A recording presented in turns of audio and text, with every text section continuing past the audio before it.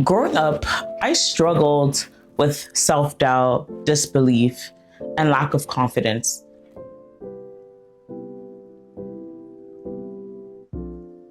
Quite frankly, I had a hard time knowing what my voice was and using it.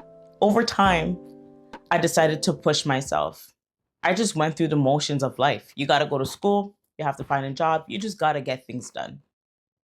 But at the same time as I would get things done, I didn't necessarily believe in myself. I wrote an essay for this course in my undergrad as a child and youth worker. A really tough professor wrote a message at the back of my essay stating, Divine, you write really well. Consider doing your master's. This message blew me away because I didn't necessarily know what she saw in me. I couldn't see that in myself. But the fact that there was one person who believed in me and saw something in me pushed me forward to do whatever is necessary to accomplish that goal. So I went and did my master's of social work to become a mental health therapist. At the time, I was considered a therapist friend, the friend that everybody will come to share their problems with. I was a problem solver. I was sharing different perspectives naturally, unpaid. And it was something that I was good at doing, but I didn't necessarily know where I could take this. So I did my master's, which was a big thing in my African household. I was the first daughter, the first child to complete their master's degree.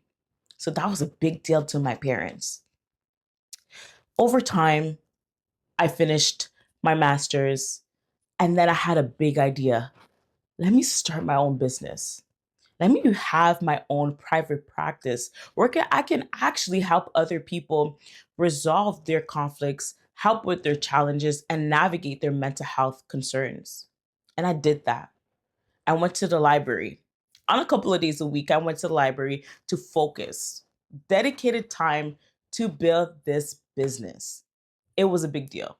I got a second phone as a business phone to the point where my mother is looking at me and she laughed and she said, "Oh, wow, this is serious." And I said, "Yes, mom, it is."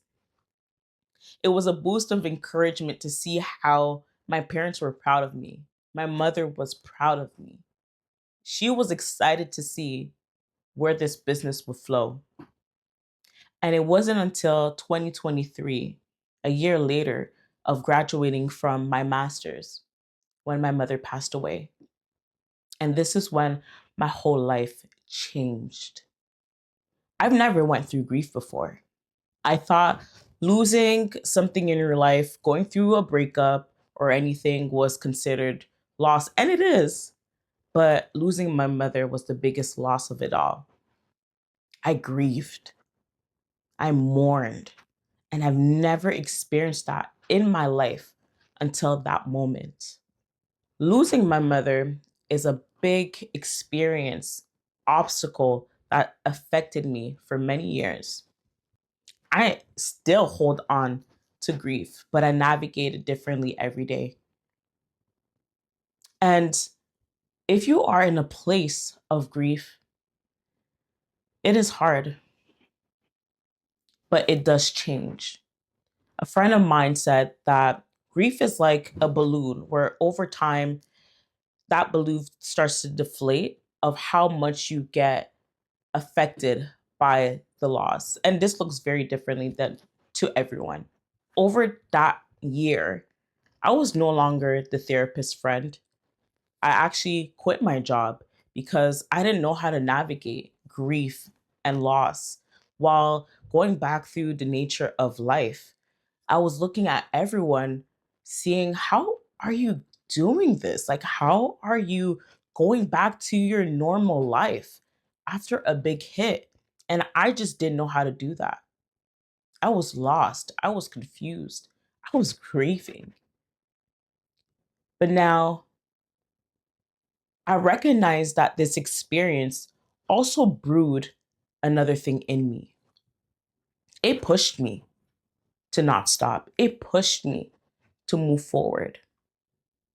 It actually brewed endurance in me that I never thought I had. I saw a side of me that I wasn't so proud of, but I also saw a side of me that I was thrilled by because I didn't know that she was in there. And it had to take this experience to bring her out of me. It built resilience. Until this day, I do believe that my mother is carrying me through these experiences as I'm building this business. So, again, if you are in a season of grief, you are not alone. It does get better, but it is going to be hard. There is something in you that is brewing. There is something in you that will come out on the other side. And I want you to keep holding on as you hear this message. My name is Divine Muzia. I'm a mental health counselor and financial mindset coach. Take care.